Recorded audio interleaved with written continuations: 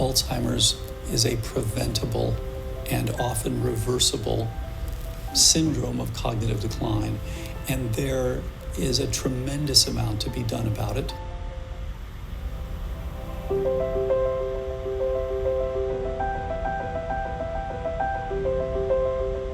What we found is that, in fact, nutrition is a really important part of reversal of cognitive decline for a number of reasons, starting with insulin resistance. And of course, that is a big part and a big risk factor for Alzheimer's disease.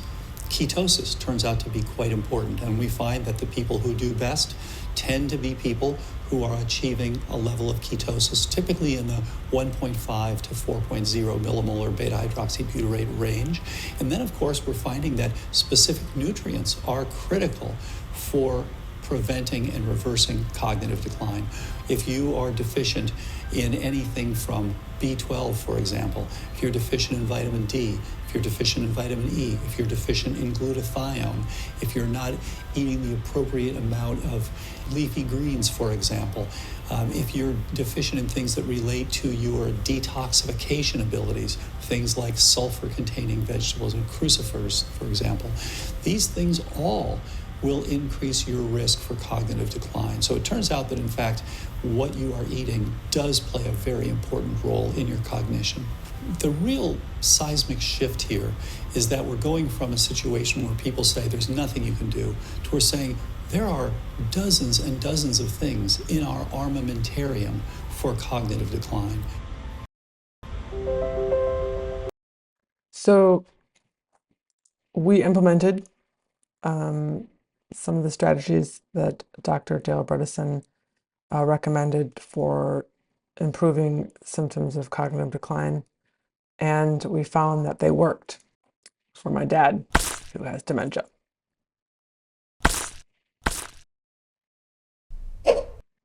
So a lot of people that I've run into believe that, you can't change it, you can't, once you have it, it's just, they think that about a lot of illnesses.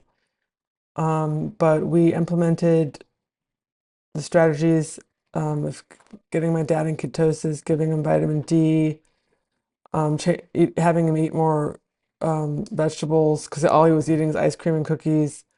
He already gets a lot of exercise. He already had that covered because he walks all the time. And but getting him vitamin D, we started implementing coconut oil, which is another strategy that you can do to put the body more into ketosis. And this lady here, I'm going to show another clip, Dr. Mary Newport, whose husband had early onset in his 50s of Alzheimer's, and she started implementing, she did a TED talk about it, she started implementing MCT oil, which is an extraction of coconut oil, but she implemented both coconut oil and MCT oil, and started giving it to her husband, and she drastically improved his symptoms. And here's her TED talk. Of an aspect of Alzheimer's disease that I was not familiar with, that is a type of diabetes of the brain. A group at Brown University in 2005 reported that when they looked at the brains of people who had died with Alzheimer's that did not have type 1 or type 2 diabetes, that they found insulin resistance and insulin deficiency in all of these brains. And they coined the term type 3 diabetes to indicate Alzheimer's disease. They further reported in 2008 that this happened in the earliest stages of the disease, and it became more severe and more widespread with each subsequent stage of the disease until it was throughout the brain. Other researchers have reported that this may occur 10 to 20 years before symptoms even begin to appear in someone who is at risk for this disease. So what this means is that since glucose is the preferred and primary fuel for the brain and other organs, that without insulin, glucose cannot get into cells. So the cells begin to malfunction and die, the neurons in the brain, and then over time, you begin to see symptoms. But glucose is not the only fuel that the brain can use. When we go into starvation, within 36 or 48 hours, we use up the glucose that is stored in our body, and we begin to break down fat, and part of that fat is converted to ketone bodies in the liver. And ketone bodies can serve as an alternative fuel for brain cells and for other organs. And so here is an idea that use of an alternative fuel could bypass the problem of insulin resistance and insulin deficiency in the Alzheimer brain. But you don't have to be on starvation to raise ketone levels. Another way to do this is with the classic ketogenic diet. This diet is a very high-fat diet and a very low-carbohydrate diet, and it has just enough protein to maintain lean body mass, and has been used successfully for more than 90 years in children with drug-resistant epilepsy. It has, actually, some of these children have no seizures at all after having hundreds of seizures a day after starting this diet, and it's been used successfully more recently in adults as well. And there are other forms of the ketogenic diet that people are more familiar with, the Atkins and South Beach diets that are used for weight loss. So back to the patent application, they cited research by Dr. Richard Beach from the National Institutes of Health in Rockville, Maryland, who has been studying ketone esters to treat Alzheimer's disease and other neurodegenerative diseases. And he had found and reported in 2000 that more neurons survived in cell cultures when they were exposed to substances that cause Alzheimer's or Parkinson's disease when the ketone body beta-hydroxybutyrate was added to the mix. And so right around that same time, in 2000, Dr. Samuel Henderson had the brilliant insight that another way of getting ketosis, mild ketosis, from consuming medium-chain triglycerides might be enough to improve cognition in people with Alzheimer's disease. And so he filed a patent application for AC-1202, which is simply medium-chain triglyceride oil. So what happens with medium-chain triglycerides is when you consume foods that contain these, they're taken up directly from the intestine into the liver, and part of it is converted to ketones. And ketones are released into the circulation, they cross the blood-brain barrier, and they're eagerly taken up by brain cells and provide the cells with energy. So this rang a bell with me because I'm a neonatologist. We used to use medium-chain triglyceride oil to supplement the feedings of our premature newborns in the late 70s and early 80s to help them gain weight faster. And then the formula manufacturers began adding it to their infant formulas because they were trying to mimic human breast milk, which has 10 to 17% of the fats as medium-chain triglycerides. If you look at any infant formula can today, virtually every one of them will have medium-chain triglyceride oil or another oil that contains that on the label. So reading through the patent application, I learned something else that I did not know up to that point, that medium-chain triglyceride oil is extracted from coconut oil. And I did not know at that time that medium-chain triglyceride oil was available over the counter, but I did know that I had seen coconut oil in the health food stores. So AC-1202 had completed phase 2 clinical trials, and they found that just with a single dose of MCT oil, and also with prolonged use of MCT oil, that there was improved cognition and memory in nearly half the people with Alzheimer's that took it. Well, we found that to be the case with my dad. He started, this Dr. Mary Newport, she was saying that when she started giving it to her husband, he said it was like a light switch turned back on. And it kind of seemed like that with my dad. He started becoming more present and less dazed and spaced out. A lot of his symptoms decreased. This is especially after 2 months. He was in a better mood. His sundowning symptoms were very less frequent. He stopped being weird and making inappropriate comments. He started bathing by himself. We didn't have to argue with him. He improved cognitively so much. And we didn't even have to ask him to bathe. He just would do it, and we're like, what? It was pretty drastic. Also, Dale Bredesen talks about a varietal approach to dealing with this. And so I applied multiple things as well. Like, I changed my dad's diet, tried to cut drastically down on his sugar intake, and giving him fruits and vegetables, and he would be drawn to eat those. I was giving him multivitamins. I was giving him a natural antidepressant, vitamin D. I was giving him cod liver oil. I was giving him MCT oil and coconut oil. And yeah, so I was doing all of that. He already had his exercise down. So I was inviting family over and having a lot more cognitive stimulation as well, taking them to movies, doing all these kind of things. So it was a multifaceted approach, and cleaning his house, working with his outer environment, so living in, I got 2 truckloads of junk removed. That was another thing I did because it was just so much old clutter. Cleaned out his house, got more light in there, breeze. I put plants in there. My stepmom he started watching my stepmom's dog, which is a cute little fluff puff. It's like the sweetest little thing ever. So he started taking care of the dog. That helped him dramatically as well. I think having something to take care of and interact and engage with. And he always would go for long walks anyway, so he started taking the dog for walks.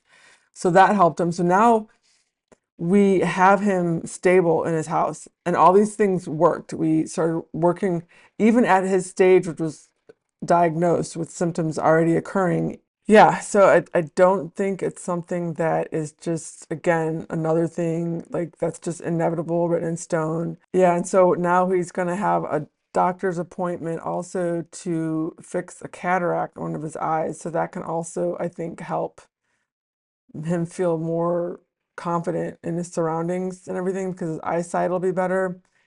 So I think also taking care of things like hearing aids. He doesn't need those, but people that have hearing problems, that's supposed to be another contributing factor to cognitive decline if you don't get your hearing.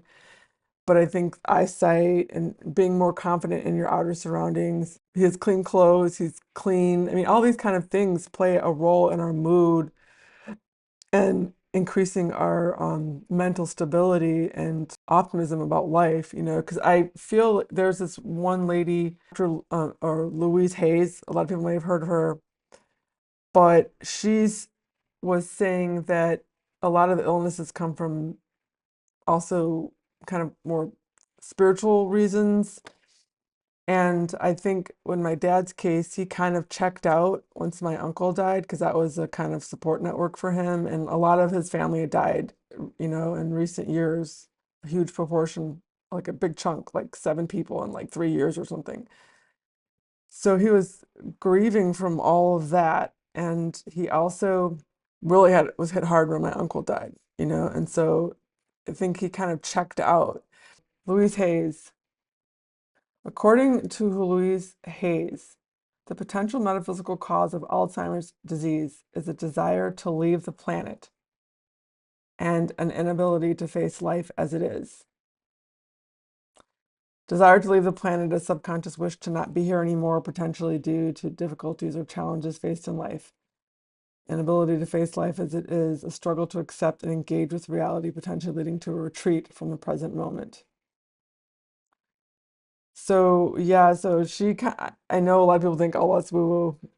I believe in a lot of this stuff because I've seen the benefits of it when people implement these. But my dad had checked out. He kind of, and I also think not dealing with a lot of previous trauma. My dad was very avoidant about a lot of things. It's like most men are, like this, they don't deal with their emotional states very well.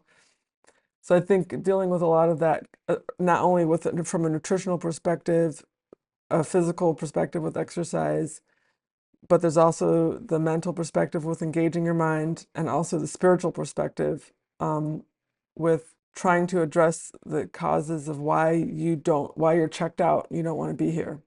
So we tried that. We tried a multifaceted approach, and it has stabilized my dad, and he's stable in his house totally. He talks to the neighbors next door a lot. He's engaged with the animals. He's taking care of plants. So I got a whole bunch of plants clippings from my cousin. I have a plant clipping I got from her that's sitting on my floor right now. I have to pot it, and his plants started flourishing. He gets lots of sunlight, breeze, fresh air, because before his place was stuffy and crowded and dirty with all his old stuff. I repainted it, new carpeting. All those things have a psychological effect, and all that helped. Dr. Casey Means, welcome. Truly getting, or something like basal metabolic rate. And I think what's really important for people to realize is that metabolism is actually the foundation of all health. It is the core foundational pathway that drives all other aspects of health. And it's also the core foundational pathway that's truly getting crushed in the modern American world and underlying 9 of the 10 leading causes of death in the United States today. It's really quite relevant to everyone. And the spectrum of metabolic rooted disease is vast and actually really relevant to most Americans. The latest research from American College of Cardiology suggests that 93% of American adults have suboptimal metabolism, and we can go into what that means. But fundamentally, when we're talking about metabolism, we're talking about how we convert food energy to human energy. So she is pointing to metabolic dysfunction as the root cause of not just dementia and other neurological disorders, but like heart disease and all these other disease, cancer, all these other, like she said, the 9, I don't even know what they are. I should probably look them up. But, and I mean, they're starting to realize that metabolic dysfunction is at the root of a lot of these illnesses. And I mean, we can see around us in our culture, like all the grocery stores, they've got a little side outer section where it's fruits and vegetables that are probably aren't even nutritionally optimal because of genetic, modification, and then also the entire stores are like mostly carbs and sugar in the middle, processed foods. And I mean, we have an obesity epidemic in our country. And so we can see in all the stores we go to, fast food restaurants, it's like we're like we can see why this is, and also in the fact that it's becoming like a global issue, because whenever we bring Western culture to all these other different cultures, then people start having issues with metabolic dysfunction. So it's becoming a global issue. But here's another clip talking about that it's not inevitable. It's not a given that we have to get this. And now they're finding that we don't. It's not written in stone. I've seen too many people think it's a fixed problem. I think they think that, like I said earlier, with a lot of illnesses, like this is just what it is. There's nothing you can do about it. You have to do these pharmaceutical treatments that a lot of times they don't even work. A lot of times people find that other treatments work after failing at the normal standard treatments. So many families that are watching this now, or people that are listening to this, have been through that experience, right? Yeah. Where somebody has no hope, Yeah. especially people that are themselves in the medical field. Yeah. And let me just stop and say something which, again, is a bit blasphemous, but it's the truth. This is now an optional disease. People should not have to get this disease. If you simply get on appropriate prevention when you turn 45, and if it's in your family, you can even do it a couple of years younger than that. Get yourself evaluated, get yourself on optimal prevention, and continue with optimal prevention. You need not be exposed to this illness. And unfortunately, the current standard of care is the opposite. They wait until longer and longer and longer. In Deborah's case, she began to notice the same sort of problems that she'd seen in her father when she was in her 40s. So you're absolutely right. A number of the people in the stories said to themselves, wait a minute, this can't be. I'm only in my 40s. But yes, the changes begin that early. And she's a very sharp woman, very smart. So she noticed something's not right. And as she described in the book, one of the things The Gregory Petsko in the first TED Talk, that was in 2008, where he was pointing to the data showing that the epidemic of neurological disorders coming. And he was saying it was age-related longevity. But we're seeing that the Dr. Mary Newport, her husband was in her 50s. The next clip I'm going to play, Max Lugavere or something. He specializes in preventing dementia. He started doing that once his mom was diagnosed. But his mom was in her 50s. Dr. Bredesen, Dale Bredesen, was talking about a lady who started noticing symptoms in her 40s. So obviously we can see this is not just age related that people showing signs of dementia. It's most definitely diet and lifestyle. And I mean, I'm like a total, could totally get this if I don't get my shit together, which I've been working on it drastically because I've been eating sugar since I was a kid. Sugar cereals, sugar this, sugar that, everything. I mean, our whole culture, I mean, we can see why it's an epidemic. And I want you to picture somebody that has dementia. Okay, what does the term dementia evoke for you? Maybe you have a relative with the disease. Maybe you've seen a documentary recently. There's no right or wrong answer. Just get that image in your mind's eye. And now I want you to open your eyes. And if the image that you had in your head looks something like the person that you see on screen in front of you, I want you to raise your hand.